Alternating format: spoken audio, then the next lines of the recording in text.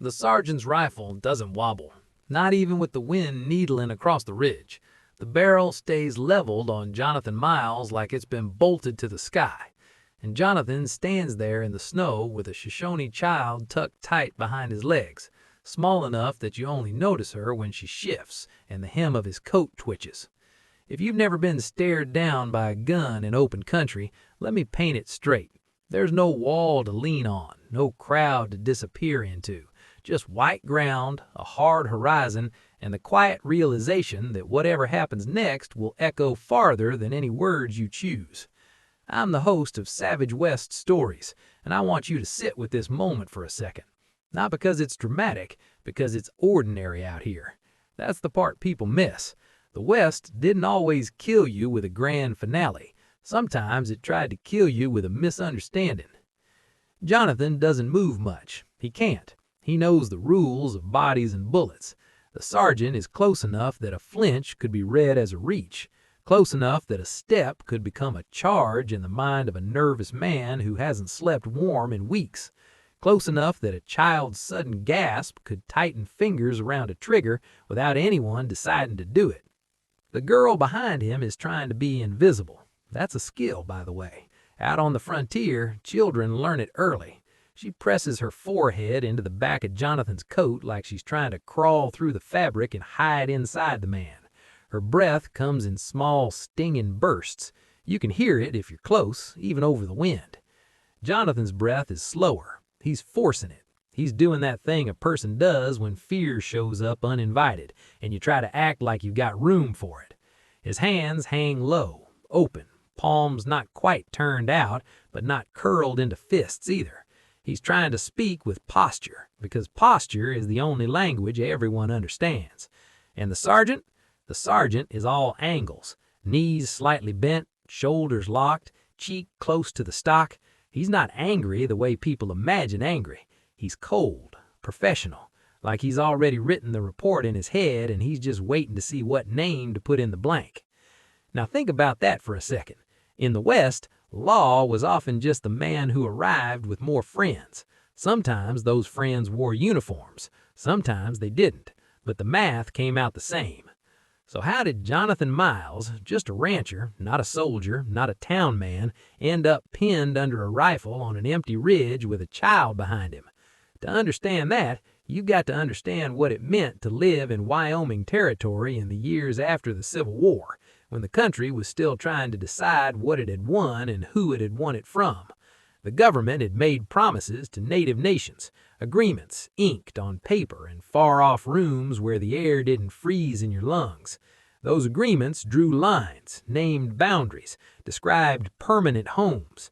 And then the West changed. Trails became roads. Roads became routes of money. Forts were planted where rivers and passes made sense. Settlers arrived with claims and deeds, and the quiet belief that paperwork could turn land into property. Here's where things get complicated.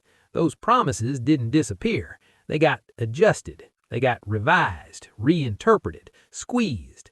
Not always with malicious intent on every individual level.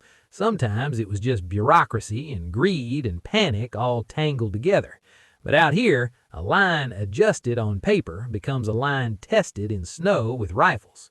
That's the world Jonathan is standing in, between a fort and a people, between a uniform and a family, between orders and home.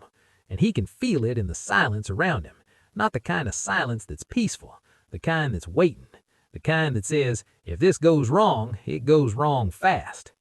The ridge itself looks innocent. Snow blown into shallow waves, sparse pines holding their breath, a few rocks showing through like knuckles. But the land out here is never neutral. Every draw and tree line can hide a witness.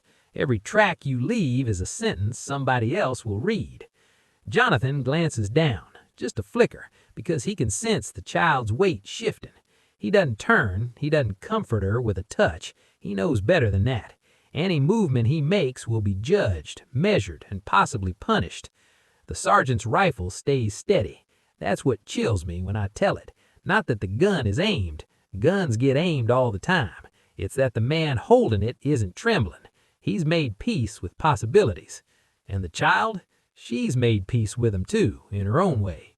Her fingers not into Jonathan's coat. She clings like the world has already decided she doesn't get a second chance. This is the frontier's favorite trick. It forces you into choices that aren't clean. If Jonathan speaks, he might choose the wrong words. If he stays silent, the sergeant might decide silence is guilt. If Jonathan steps aside, he exposes the girl. If he holds his ground, he looks defiant. And somewhere beyond this ridge, beyond what either side can see, there are more people, more opinions, more old wounds, more friends. So that's why this moment matters, because it isn't just one rifle and one rancher and one child. It's a whole system of nerves and history and fear balanced on a thin piece of snow. So I want you to stay right here with me on this ridge with the wind scraping at your face and the smell of horse sweat and gun oil in your nose. Watch Jonathan's hands. Watch the sergeant's eyes. Watch the child try not to breathe too loud. Because in a place like this, the outcome isn't decided by who's right. It's decided by who stays calm the longest. Let me back up and show you who Jonathan Miles was before that rifle found his chest on a snowy ridge. Jonathan wasn't famous. He wasn't wanted. He wasn't the kind of man dime novels bother naming. He was just a white rancher who rode up out of Colorado with a saw, a shovel, and a bundle of homestead paperwork that promised him something simple. Land, if he could hold it. Not by talking, not by voting, by improving it and surviving on it long enough for the government to agree he'd earned it. On paper, it sounds almost civilized, 160 acres, a clean square of possibility. But you and I both know maps lie. On the ground, it's windburn and cracked hands. It's nails that split because the wood's half frozen. It's waking up and doing a quick, ugly calculation. How much firewood is left? How much feed is left? How far the nearest help really is when the weather turns mean. Jonathan chose solitude because solitude is predictable. Towns aren't. Towns come with noise that gets in your head. They come with gossip that moves faster than a horse. They come with debt and with men who think your business is a form of entertainment. And if you look a little different or you don't smile at the right time, the town will write its own story about you and call it truth. Jonathan had watched that happen to other men. Then it happened to him in a different way, when his family died back in Colorado. Fever, bad luck, the kind of loss that doesn't make a neat shape in your life. When you bury people you love, you learn something you don't forget. Crowds can show up for a funeral, but they don't stay for the quiet parts afterward. The quiet parts are where you either heal or you harden. Jonathan hardened, not into a villain, into a man who didn't want to be owed anything and didn't want to owe anyone. He headed north and picked a place where the sage met the timber, where the land rose toward the mountains, and the air had that sharp, clean bite that makes a man feel awake even when he's exhausted. He didn't choose the spot by accident. He chose it because it sat near the old corridors of travel, routes people used to reach South Pass, and the long ways that led toward places like Fort Bridger. The army was down there. Traders were down there. Arguments were down there. That's where treaties got talked about and broken. That's where patrols rode and people pretended not to watch them. Up on Jonathan's spread, it was mostly cattle and weather. Now think about that for a second. In the 19th century West, you could live close to civilization and still be alone in the most absolute way. Your nearest neighbor might be a day's ride. The closest doctor might be farther than your strength could carry you. If your roof failed in a storm, there wasn't a contractor coming by. There was just you, and whatever you could fix before the cold decided you'd had enough chances. Jonathan built his cabin out of rough timber and stubbornness. He fenced what he could, patched what he couldn't, and learned to accept the steady, grinding rhythm of homesteading. He didn't decorate, he didn't entertain. He worked, ate, slept, and worked again. The kind of life that's quiet enough to hear your own thoughts, and if you're not careful, that can be the most dangerous noise of all. And town life? He avoided it the way a sane man avoids a rattlesnake. Not because every townsperson was bad, but because town life comes with obligations. It comes with conversations that turn into expectations.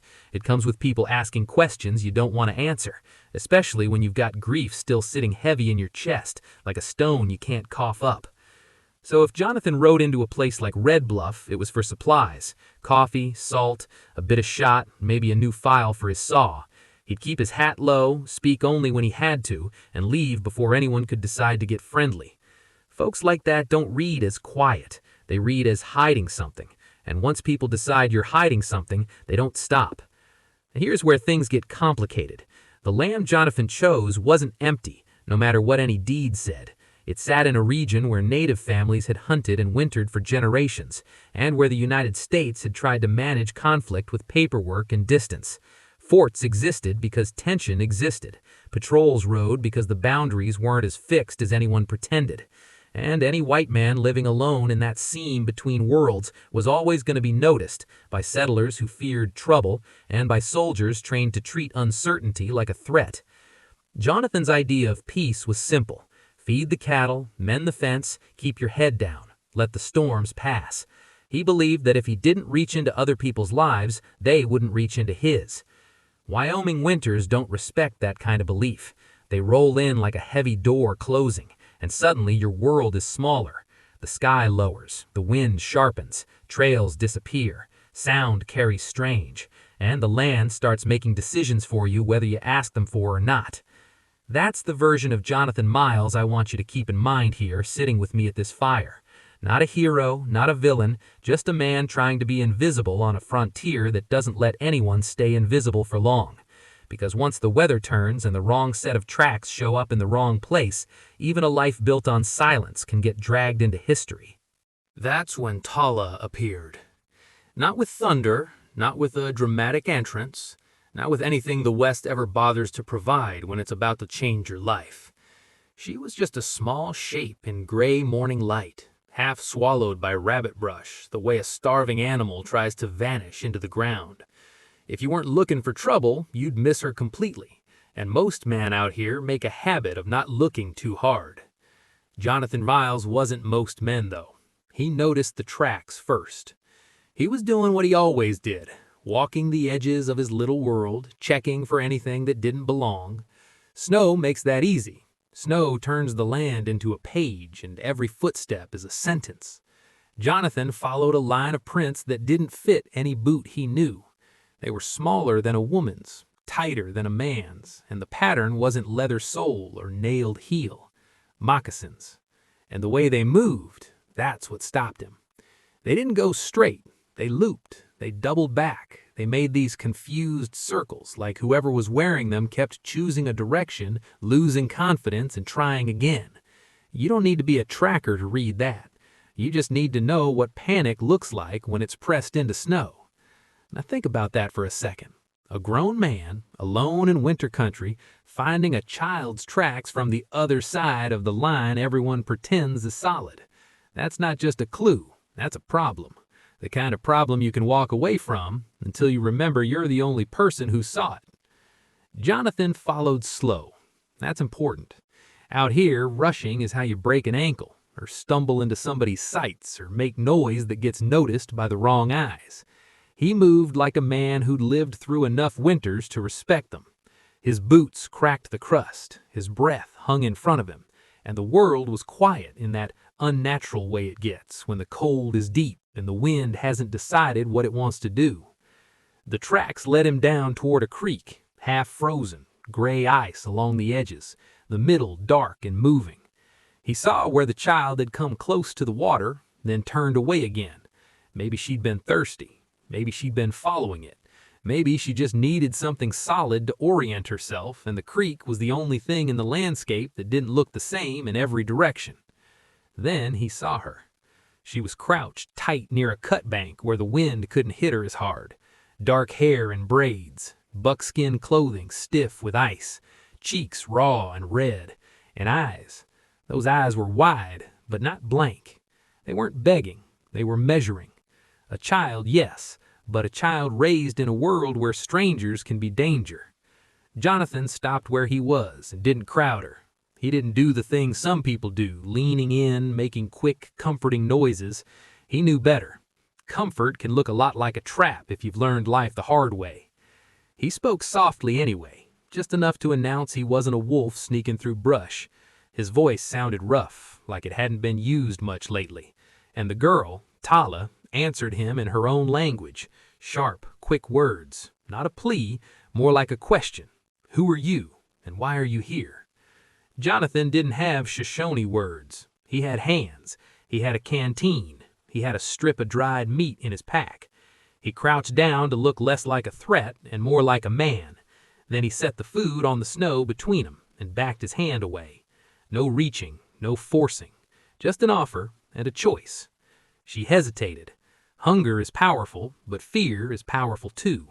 Finally, she snatched it up in one fast motion and started chewing like she didn't trust the world to let her keep it for long. Jonathan watched her for a beat, then opened his coat wide so she could see the warmth inside. That sounds strange, but you understand it if you've ever watched animals. Sometimes you show what you are by showing what you aren't. He wasn't hiding a weapon in there. He wasn't lunging. He was just human. Then he took the coat off, slowly, and placed it down where she could reach it without him stepping closer. He backed away again, each movement measured, like he was trying to keep the air from cracking. She reached for the coat and wrapped it around herself. It swallowed her, but it was warmth, and in winter country, warmth is persuasion all by itself. Here's the part people like to simplify later when they tell stories over whiskey. He had no choice. He had to help her. That's not true. He had a choice. Everybody does. Jonathan could have walked around and walked home. He could have told himself her people would find her. He could have said, "Not my problem," and let the snow cover the evidence. The West is full of men who survive by doing exactly that. But he didn't. Instead, he looked up at the sky and saw the day already slipping away. Winter afternoons don't last. Night comes early, and when it comes with teeth. Another night out here would have taken that girl, no question. Jonathan knew it, and I think Tala knew it too, because her eyes kept flicking to the horizon like she was timing her own chances. Jonathan stood up and pointed, first to her, then towards the distant tree line. Then he made a little walking motion with 2 fingers across his palm. Simple, clear, no promises he couldn't keep, just, "I can take you back." She stared at him a long moment. You could see her dying to fit him into the stories she'd been told. White men were danger. White men were thieves. White men were soldiers. And this one didn't look like any of those things. He looked like a tired rancher who'd made a decision he didn't fully understand yet. Jonathan turned and started walking. Not fast, not like he was chasing, just moving forward, leaving room behind him. For a few steps, he heard nothing but his own boots. Then, soft crunch. A second set of steps, lighter, smaller, careful. Tala had stepped into Jonathan's footprints, and right there, in the simplest way possible, the whole story changed. A man who wanted to live unseen, and a child who didn't know if she'd live at all, heading into the trees as the sun slid down and the cold waited to see what kind of people they were going to be. The country between Jonathan's cabin and the Shoshone wintering grounds wasn't marked by fences. Out there, you don't get neat borders. You get the kind of boundaries people carry in their heads. A ridge where somebody died years back. A stand of cottonwoods where the wind always seems to sound like voices if you're tired enough. A draw where no one from town hunts, not because the game isn't there, but because the stories are. Now think about that for a second. When the land itself is the warning sign, you don't have the luxury of pretending you didn't know. Jonathan moved with the steady, tight economy of a man who's learned that every extra ounce of effort gets billed later. He broke trail through crusted snow, and Tala followed in his footprints, wrapped in his coat like it was the last warm thing left in the world. She stayed close when the timber thickened, and she drifted back when they crossed open ground, like she didn't want to be too near him if the wrong eyes were watching. And here's where things get complicated. People back east loved the idea that treaties were these clean solutions, lines on paper, agreements with names and signatures and seals. But paper doesn't stop hunger. Paper doesn't stop winter. Paper doesn't stop fear. Out here, a boundary isn't real because it's written down. It's real because somebody will bleed if you cross it at the wrong time. Jonathan knew that. He'd heard enough talk in Red Bluff to understand that both sides were jumpy, and jumpy men make quick mistakes. He kept his pace even and his movements plain. No sudden turns, no reaching into his pack unless he had to. The kind of careful body language you learn when you live where misunderstandings can kill you. They pushed on. The light was already thinning, that winter trick where afternoon feels like a short breath before the night takes over. And then Tala stumbled. It wasn't dramatic, just one boot catching on something hidden under the snow. She went down on her knees and stayed there, shoulders heaving, trying to force air into lungs that had been working too hard for too long. She didn't cry out. That's stubbornness again, the kind that says, I'm not giving you the satisfaction of seeing me break. Jonathan stepped back to her, but he didn't grab. He offered his canteen first, slow and open. She drank like she didn't trust herself to stop. Then he turned around and knelt in the snow with his back to her, shoulders squared. That was the invitation. He waited, and after a long moment, small hands touched his shoulders, careful at first, then firm.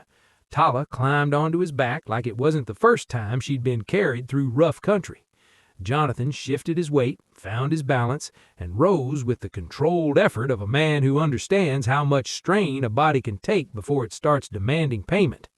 Then he walked. The snow got deeper in the timber, and his boots sank with each step.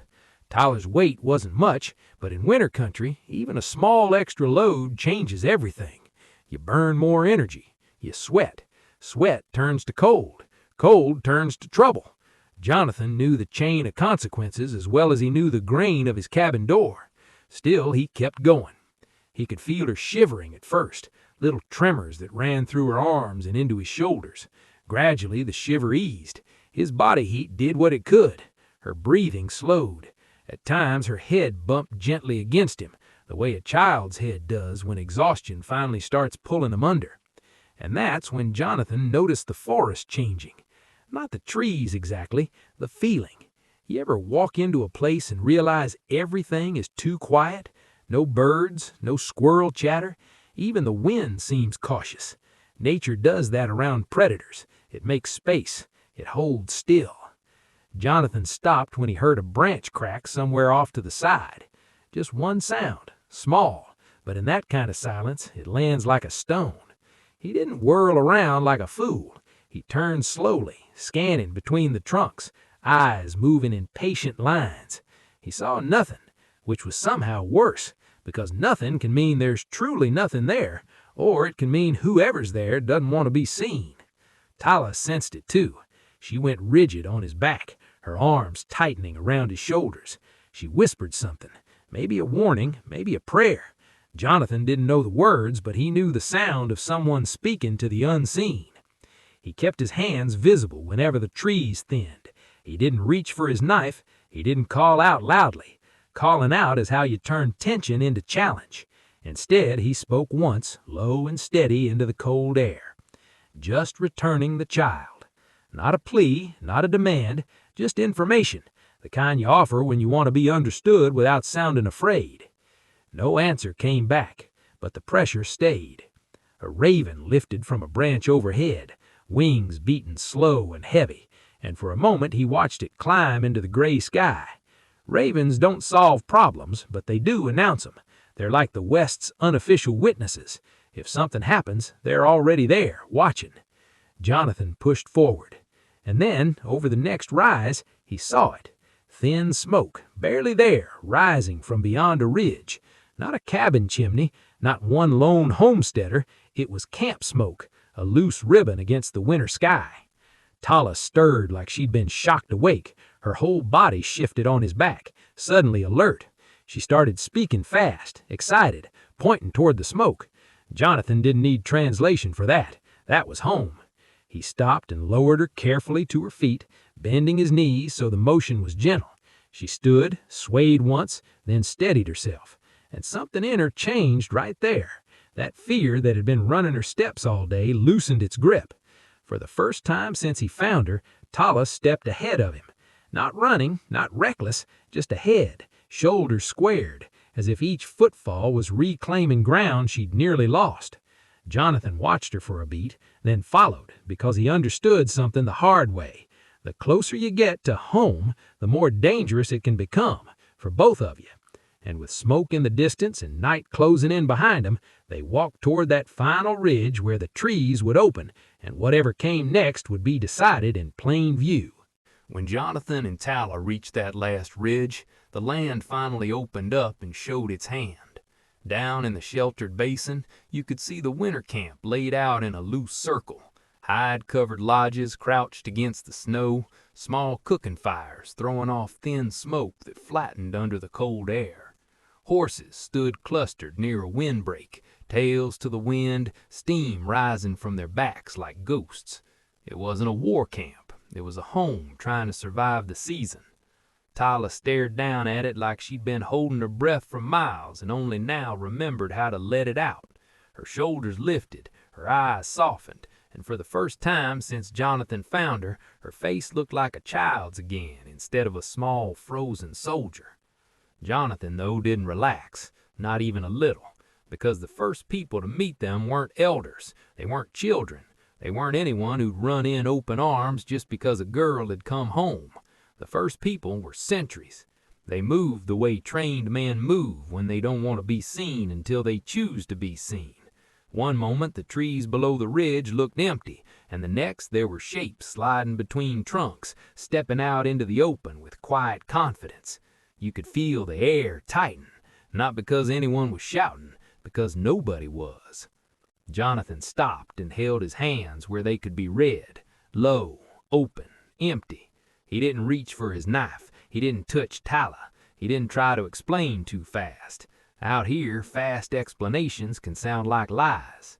Tala spoke before anyone else could. Quick, sharp bursts in her own language, pointing back the way they'd come, then at Jonathan, then at herself. She was telling the story with her hands and her breath, and you could tell, even without understanding the words, that she wasn't asking permission. She was stating facts. The sentries listened, but they didn't soften. Not yet. Their eyes stayed on Jonathan the way a man watches a rattler he hasn't decided to kill. Not hate, not mercy, just focus. Now think about that for a second. Jonathan had done what most people would call the right thing. He'd brought a child home through winter country, and still in that moment he was one wrong movement away from dying on a ridge with his boots full of snow. Good deeds don't protect you out here. They just change the kind of danger you're standing in. Then the chief arrived. No grand entrance, no announcement, just a tall man walking up from the lodges with the kind of calm that makes everyone else seem jittery. He moved without hurry, as if time had agreed to follow his pace. The sentries didn't step aside like servants, but they gave him space the way people do when authority doesn't need to raise its voice. He looked at Jonathan the way you look at something that might be useful or might be trouble, the kind of look that asks, "What did you touch and what does it cost me?" Tyler stepped closer to him and spoke again, softer now, like she'd switched from reporting to pleading without ever letting her pride show.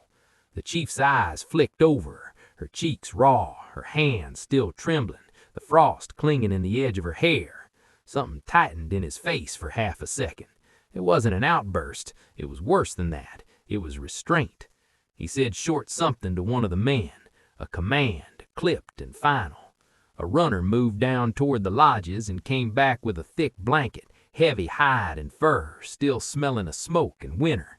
The chief offered it to Tyler first, practical, protective, no drama, and Tyler wrapped herself around it, but she kept watching Jonathan the whole time, as if warmth wasn't the only thing she needed secured. Then the chief spoke English, not much, just enough to make sure the meaning didn't slip. "You bring her." Jonathan nodded once. "Found her in the storm." That was it. No speeches, no hero act, just two sentences exchanged between men who understood that too many words can make a moment smaller instead of bigger. The chief held Jonathan's gaze for a long beat, the way a leader tests whether a stranger is steady or performing. The wind pushed fine snow across the ridge like dust, and the light was draining out of the sky. Then the chief made a small gesture toward the lodges. Not an invitation, a decision. Jonathan was going down into the camp. On the walk down, the sentry stayed near him without grabbing him, which tells you something. They weren't panicking, they weren't out of control, they were simply making sure he didn't make a mistake or try to run or do anything that would force their hand. That kind of discipline can feel merciful, but it can also feel like a cage made out of polite silence. In the camp, eyes followed him from every direction.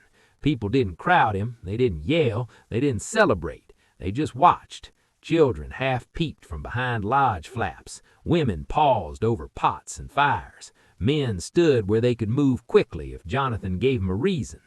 And Jonathan did what a smart man does when he's surrounded in unfamiliar ground. He made himself small. He kept his hands visible. He didn't stare too hard at anyone. He accepted what was offered. Food, a place to sit near a fire, without grabbing, without refusing, without acting like he was owed anything.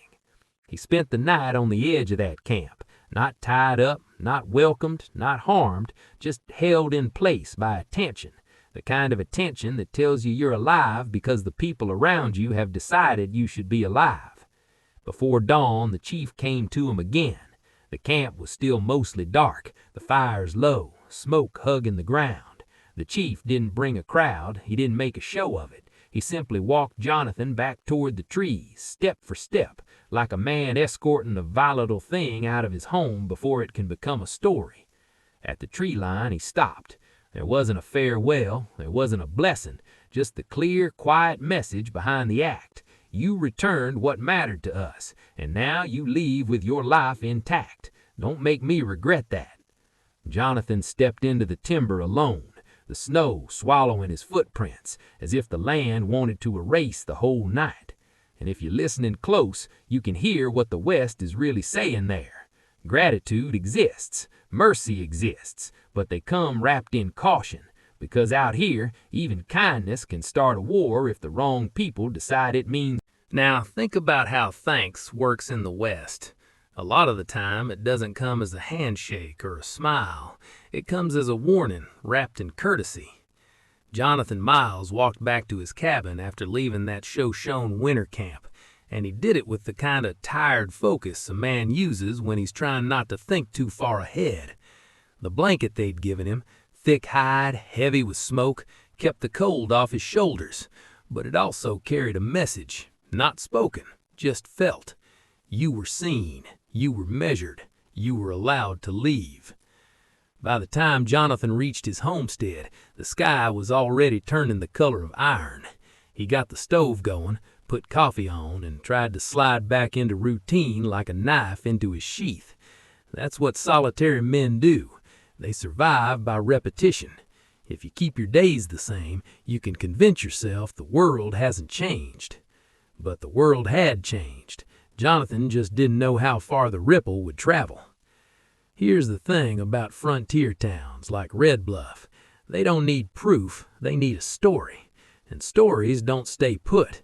They ride wagons, they ride saddles, they drift in with traders and out with soldiers.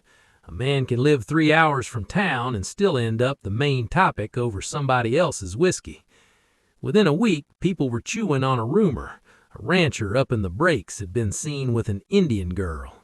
Depending on who was talking, Jonathan was a rescuer, or a kidnapper, or a fool who'd gotten himself mixed up. Folks love a version that lets them feel righteous without doing anything brave. And the Army? Well, the Army was the kind of institution that hated uncertainty. Not always because it wanted blood, sometimes because it wanted control. Out there, uncontrolled contact between settlers and native bands was a loose wire in a dry barn. You might not see a spark yet, but you could smell the risk. So one clear morning, Jonathan got visitors. A cavalry patrol came up to his cabin. 5 men, blue coats, hard faces, horses steaming in the cold. They didn't come like neighbors. They came like a question that already expected an answer. The sergeant who rode point had that posture you see in men who spent too long giving orders and not enough time listening. When he dismounted, he didn't waste movement. No friendly small talk, no how's the weather, just a stare that told Jonathan he'd been turned into a subject without volunteering. The first question sounded simple enough. Had any Shoshone been through? Jonathan said no, And that's the kind of truth that keeps you alive but doesn't make you proud. Because there's a difference between passing through and standing in your life for a night. Jonathan wasn't exactly lying. He was choosing what part of the truth to hand a man with authority. The sergeant didn't look satisfied.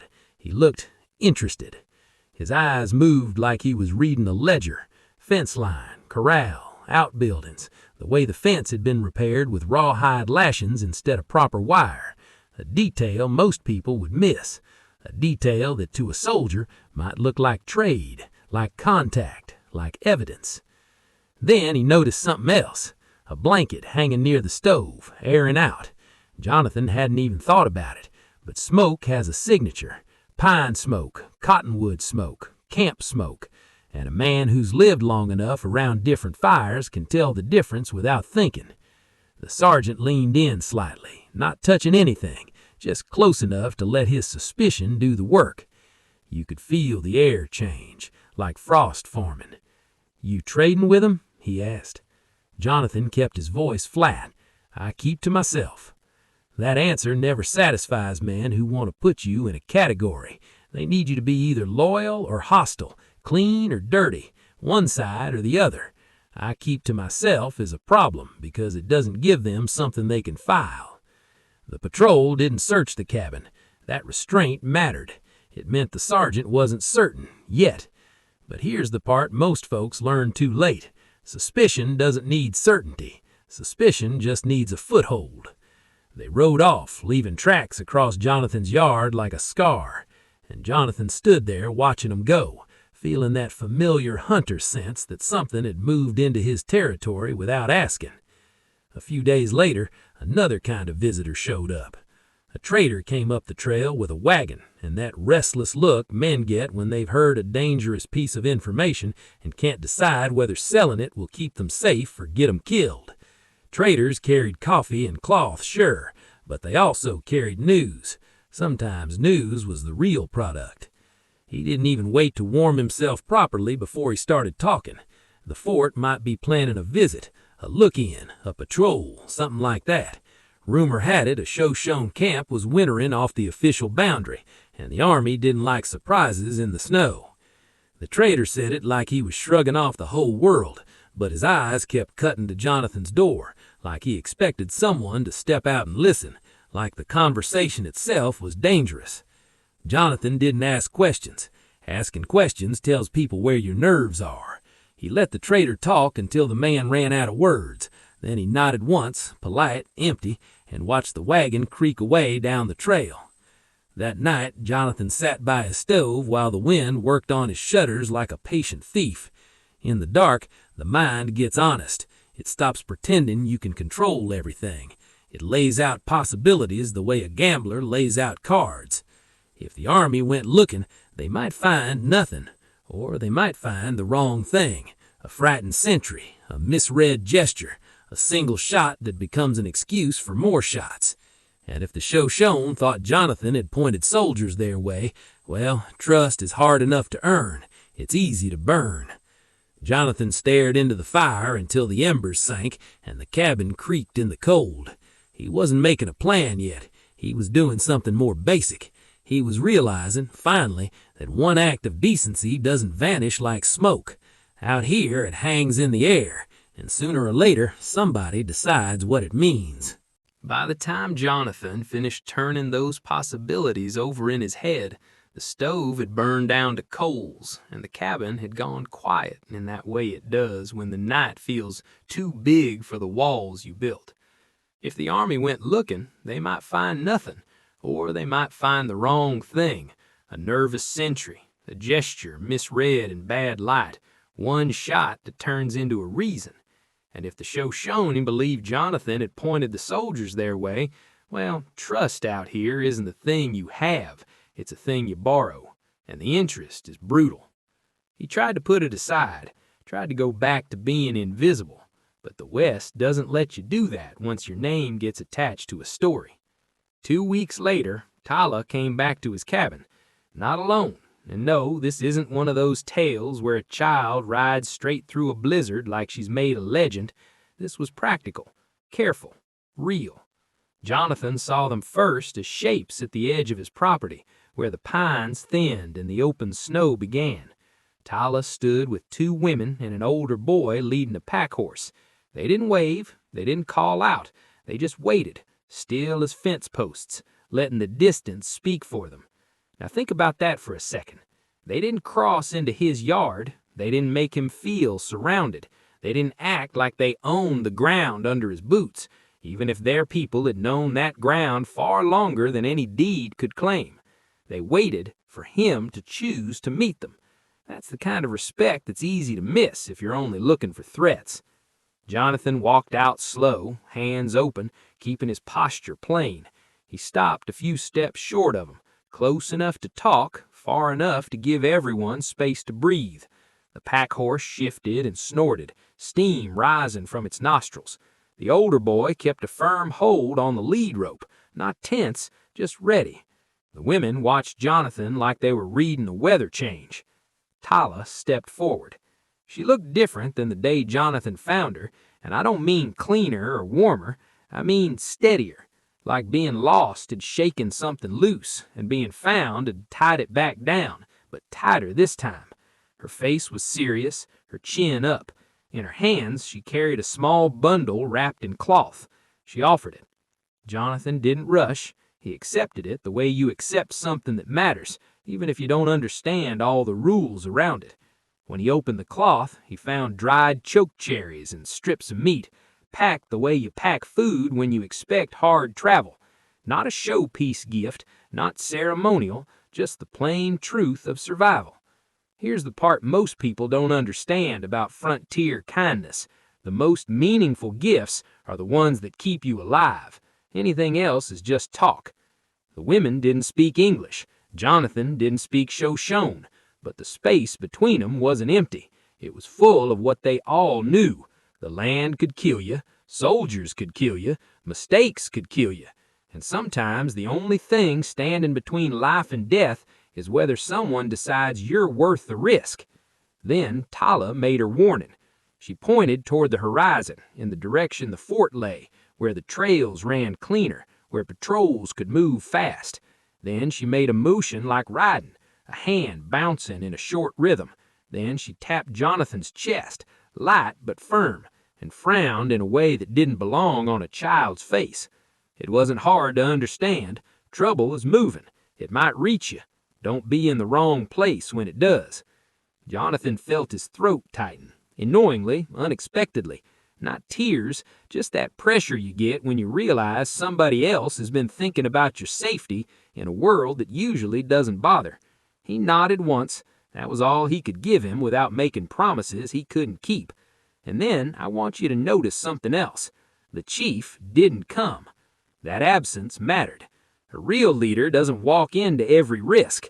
A real leader doesn't tie his authority to a homesteader's porch unless he has to. Sending Tala with women and a boy was measured. It said, we acknowledge the debt, we acknowledge the danger, but we won't deepen this contact until we know what it costs. The visitors turned to leave as quietly as they arrived, no lingering, no speech, just a clean withdrawal back toward the timber, their tracks already beginning to soften under the restless wind. Jonathan stood there a long time after they disappeared, holding the food bundle like it weighed more than meat and berries, because it did. It weighed like a connection, a thread pulled tight between 2 worlds that everyone else wanted kept separate. And once a thread is there, you can't pretend it isn't. You either cut it or you learn to live with the tension. Now I'm going to say something that sounds simple, but it's not. Here's where things get complicated. When 2 worlds touch, it isn't always a battle. Sometimes it's pressure, quiet, steady, building, like ice forming in a creek. It starts at the edges where the water moves slow, a thin skin, almost pretty. Then it thickens, it creeps, it takes space, and one day you step on it thinking it's solid, and it holds or it cracks depending on how much weight you put on it and where. Jonathan had tried to live like the creek would never freeze near him, like his little patch of land was separate from the current of everything else. But the ice was already forming. The army had noticed him, the Shoshone had marked him as someone connected, The town had stories, and stories don't melt easily once winter sets in. He turned back toward his cabin, the wind worrying at his coat. The smoke from his chimney rose thin and straight, and for a moment everything looked normal. But normal out here is often just the calm before somebody decides to test the ice. The next cavalry visit didn't come with 5 men. It came with more. Jonathan saw them before he heard them. Dark shapes cutting across the snow line, a longer column than before, riding with that steady, disciplined pace that says, "We're not here to chat." The horses breathed steam into the cold, and the blue coats looked almost black against the winter glare. And this time, they brought a civilian. You know the type, cleaner coat, less weather in the face, a satchel slung over one shoulder like paperwork could protect him from the country he was walking into.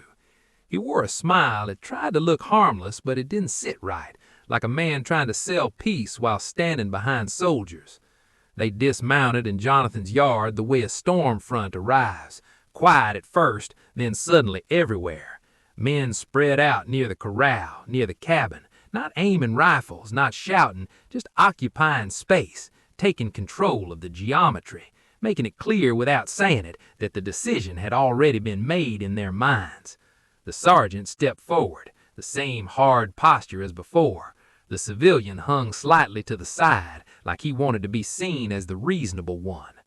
They asked Jonathan to guide them, not with an official order, not with a signed paper held out under his nose, just that tone, polite words wrapped around an expectation.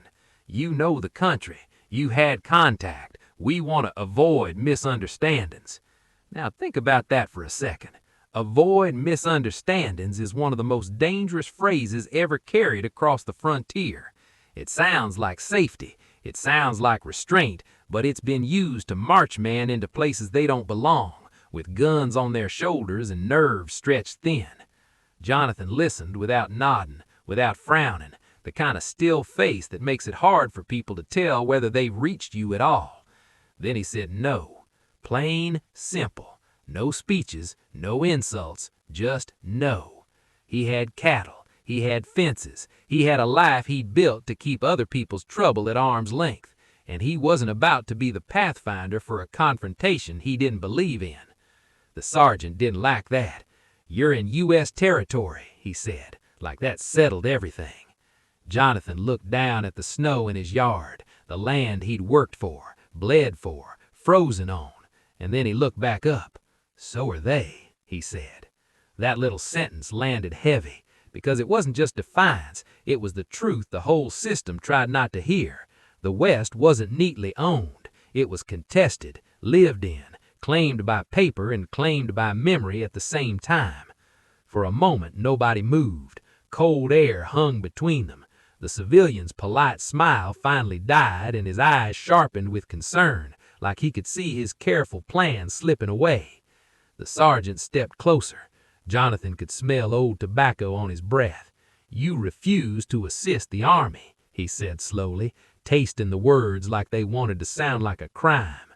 Jonathan didn't flinch. "I refuse to start something I can't finish." That wasn't bravado. That was a man who knew what escalation looked like out here. He'd seen how quickly small incidents turned into funerals, and he knew he wasn't an army unit. He wasn't a posse. He was one man on a spread that barely held together through winter. The sergeant made his decision without announcing it. Men shifted. Horses stepped sideways, a subtle tightening around Jonathan's position. They didn't put irons on him at first. They didn't need to. They just made it clear that he was coming with them, walking if he was smart, dragged if he wasn't. Jonathan turned back to his cabin and locked the door. Pointless, really. A locked door on the frontier is mostly a habit, not a defense. But habits matter when you're stepping into something with no clean exits. Small rituals tell your mind, I'm still in control of something. They rode east, down toward the river bottoms where the willows rattled and the ice groaned under slow current.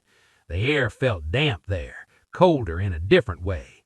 The civilian tried to talk on the trail, leaning in from his saddle like conversation could soften the situation. He asked about the girl, about the chief, about temperament. Jonathan gave him nothing. Weather, distance, a few empty syllables. By the second day, Jonathan realized something that made his stomach tighten. The patrol didn't actually know where the Shoshone were. They were using him.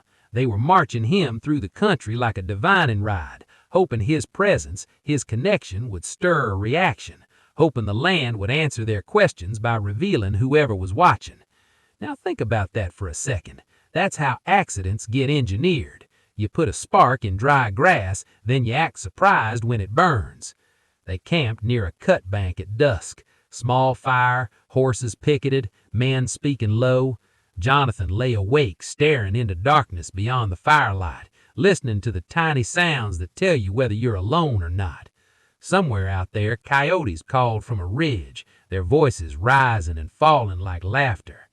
Near midnight, Jonathan heard a step that wasn't a soldier's boot. A shadow appeared at the edge of the firelight, low to the ground, small, still. Tala. She didn't walk up like a child running to safety. She crouched like a scout, like someone who understood that being seen at the wrong moment could get her killed.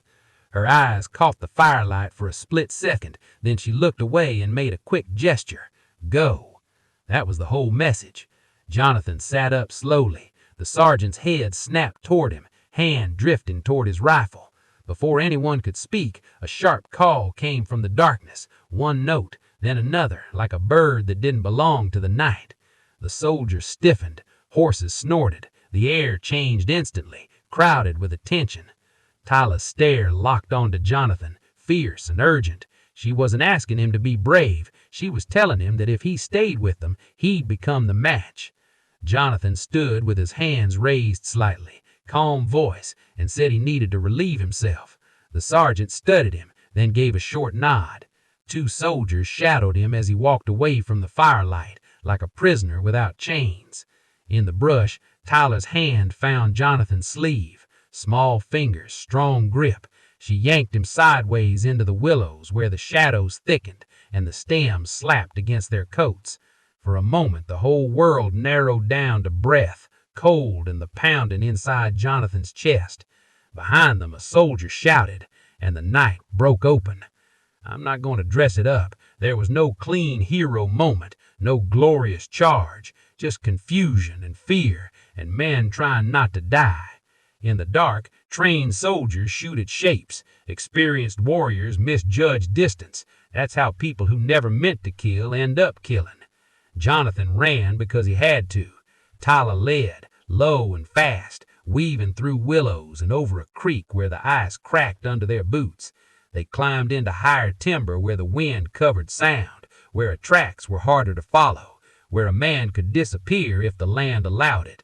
By dawn, they were above the river, looking down into a basin where the cavalry moved like a wounded animal, tight, angry, uncertain. Smoke rose from their camp, but it wasn't the calm smoke of breakfast. It was signal smoke, control smoke. Tyler stared down without blinking. Her face looked older than it should have been. Then she pointed west, toward a narrow defile between ridges, a place where riders could be funneled, where a confrontation could be stopped or made inevitable. And with the cold morning light sharpening the edges of everything, Jonathan followed her toward that pass, knowing the next decision wouldn't belong to him alone. Near the top of that narrow pass, Jonathan and Tala found the chief waiting. He wasn't alone, but he didn't bring an army onto the ridge like a threat either.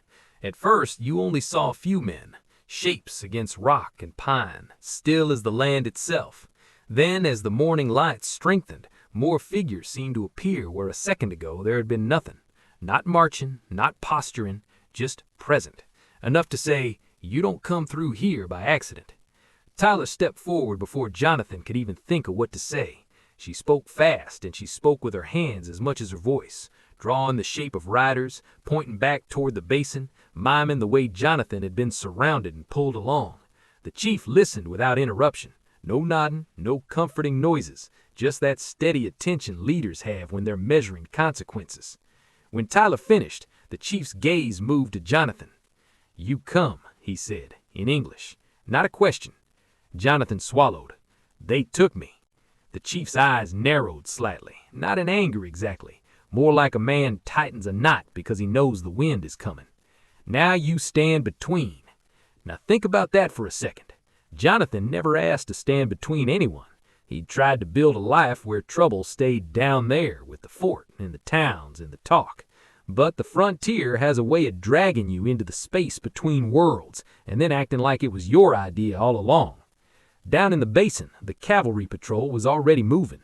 Tyler read him right. The sergeant wanted the high ground. Soldiers always do. High ground gives you sight lines, control, and the comforting illusion that the land itself is on your side. They came up in a tight column, horses steaming, blue coats dark against snow. No wild charge, no yelling, just that disciplined, relentless approach that tells you a decision has already been made somewhere in a man's head. The chief stepped forward a single pace and raised his hand, palm open. Stop! The patrol halted at rifle distance. You could feel the air pulled tight, like the whole pass had become a drawn bowstring. Horses stomped and snorted. Men shifted their weight, and every small movement looked louder than it should, because silence makes everything feel sharp. The sergeant shouted first. He didn't ask what happened, he declared it. He demanded the return of a stolen civilian. He demanded the surrender of hostiles. He used that word hostiles the way people use a word when they don't want to name the human beings on the other side of it. The chief answered in careful English, slow enough that nobody could pretend to misunderstand. This land is not your camp. Behind the sergeant, the civilian with the satchel, papers and policy wrapped in a nervous coat, called out about treaties and boundaries. He sounded like a man trying to hold winter with a sheet of parchment. And maybe he believed it, maybe he had to. Standing there in that narrow rock funnel, Jonathan saw the truth as clean as the snow under his boots. It wouldn't take much. One twitch, one nervous shot, one misunderstanding, and the pass would turn into the kind of incident people argue about for decades. This is the moment Savage West Stories was made for, because it isn't clean. There isn't one side that's purely right. There are just people protecting what they think they can't afford to lose. Jonathan stepped forward one pace into the open. Not a stride, not a charge, just enough to say, "Look at me, hear me." And he kept his hands visible, because a hidden hand is an invitation to panic. He called to the sergeant first. "You dragged me out here to find him. You found him. Now go back the way you came." The sergeant's face twisted, and you could see the pride rise up in him like heat. "You're aiding," he started. Jonathan cut him off. "I'm preventing." Then he turned to the chief, slow, controlled, no sudden movement. "I won't lead them to your lodges. I won't bring them to your families. But if they think I ran to you, they'll keep coming. They'll come harder." That's not diplomacy. That's gravity. That's a man telling two sides what the land already knows. Conflict doesn't shrink on its own. The chief watched him for a long moment. Wind dragged powder snow across rock like dust. The men behind the chief stayed still. But the stillness wasn't soft. It was disciplined. It was dangerous because it didn't need to advertise itself. Finally, the chief spoke, not loudly, but with the kind of authority that doesn't require volume. "You go," he told the patrol. "This man stays alive." The sergeant barked a laugh that had no humor in it. He raised his rifle a fraction, just a fraction, and the whole pass seemed to inhale at once. That tiny movement is how easily it could have tipped. That's how little room there was between restraint and tragedy. And then Tyler stepped forward, a child in a place where children are usually kept back, protected, hidden. She took one decisive pace into the open and looked straight at the line of soldiers, and in clear English, learned from traitors, from edges, from necessity, she said, "He saved me." 2 words, and they hit harder than any shouted order. You could see it ripple through the cavalry line. Not sympathy exactly, more like recognition. A dead rancher would be a problem. A dead child would be a catastrophe. And a public catastrophe is the one thing that can make men who love power suddenly remember caution. The civilian glanced at the sergeant, and in that glance you could almost watch the machinery of consequence turning. Reports, reprimands, careers, the kind of invisible forces that can stop a bullet before it's fired. The sergeant lowered his rifle, slowly, like it hurt him to do it. His pride didn't disappear, but pride doesn't outrank the fear of what comes after. The patrol backed away, not friendly, not grateful, just retreating because survival is sometimes the only agreement both sides can sign. The chief didn't celebrate. He didn't speak again until the last blue coat vanished behind the trees. Then he turned his gaze back to Jonathan like a door closing. "You walk to your house." And Jonathan nodded, because in that moment the only victory available was the simple fact that everyone was still breathing. The escort formed without a word. It wasn't the kind of escort you see in town with hands on your shoulders and a show of authority. These men stayed out at the edges of the trees, moving when the trail demanded it, stopping when the land opened up. Quiet shapes in buckskin and wool, never crowding Jonathan, never letting him forget they were there. Protection and pressure can look identical in the wilderness. Sometimes the only difference is what happens if you try to leave the path. Jonathan walked with Tala beside him for a while. Not the whole way, just long enough for the tension to loosen. The kind of tension that makes your teeth ache without you noticing. She didn't talk much. When she did, it wasn't about rifles or soldiers or the pass. It was small things, the kind of things a child asks when she's trying to stitch normal life back onto a day that tore it apart. She glanced at his cattle sign, asked about them with a tilt of her head. She pointed at a bird cutting across the pale sky and waited for his name for it. Jonathan answered in short phrases, half grunts, the way a man does when he isn't used to letting his voice out into the world. But he answered. That mattered. Now think about that for a second. After everything that happened, after the shouting, after the running, after the way the pass nearly turned into a graveyard, what brings a person back from the edge isn't some grand speech. It's a child asking what you call a bird. By the time Jonathan's homestead came into view, the light had flattened into that winter gray that makes everything look like it's been rubbed with ash. The cabin sat there the way it always did. Rough logs, a small porch, chimney smoke rising thin and straight when the wind decided to give it a break, a split-rail fence half buried, as if the land was slowly trying to reclaim it. And that's when Jonathan noticed the chief again. He was waiting at the boundary of Jonathan's land, but he didn't step into the open yard. He stopped where the trees thinned and the snowfield began. That detail might sound small, but out here, small details are the whole story. It told Jonathan something simple and hard. Lines still existed, even after everything. The chief could cross. He chose not to. Jonathan approached slow, hands visible out of habit now, even though the guns were miles behind them. The two men faced each other with a few paces of snow between them. Wind pushed powder through that space like smoke, as if the land itself wanted to blur the moment. The chief looked at him and said, "You are not Shoshone." Jonathan almost smiled, not because it was funny, because it was so plain. "No," he answered. The chief's eyes moved past Jonathan to the cabin, the corral, the thin thread of smoke, then back to Jonathan again. "You are not soldier." "No," Jonathan said again. A long pause followed, not hostile, not friendly, just the kind of silence men use when they're deciding what something means and what it will cost later.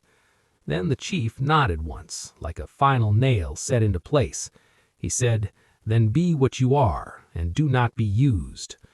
Jonathan wanted to reply with something wise, something that sounded like it belonged in a book, but wisdom is often just a man trying to make peace with what already happened. So Jonathan did the only honest thing. He stayed quiet. Tala stepped forward then, and in her hand she held a small token, simple beadwork, blue and white, tied with care. She walked to the porch post near Jonathan's door and began fastening it there, fingers moving with the careful patience of someone who understands that symbols matter, even when nobody talks about them. It wasn't a charm in the storybook sense. It didn't make wolves disappear or bullets curve away. It was a marker, the kind that tells certain eyes, if they happen to pass this way, that this place has a story attached to it, that a debt was paid here, that a line was drawn without blood. Jonathan watched her knot the thread tight, watched the beads settle against weathered wood. He didn't touch it. He didn't thank her out loud. Some things don't need words to become real. The chief turned first. His escorts melted back into the timber so smoothly it felt like the forest was swallowing them on purpose. Tala followed, and she looked back once, just once, before she disappeared between the trees. Then Jonathan was alone again. Same cabin, same cattle, same wind. But it didn't feel the same. Weeks later, Red Bluff was still talking. Towns do that. They chew on stories the way they chew on tough meat, slow, persistent, and never satisfied.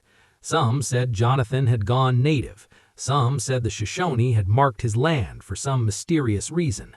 One old drunk swore he'd seen warriors on a ridge at dawn, watching the cabin like spirits. That part, that's rumor.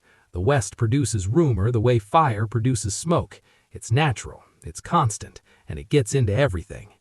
What we do know, the part that matches how history really works, is quieter. Jonathan stayed on his homestead.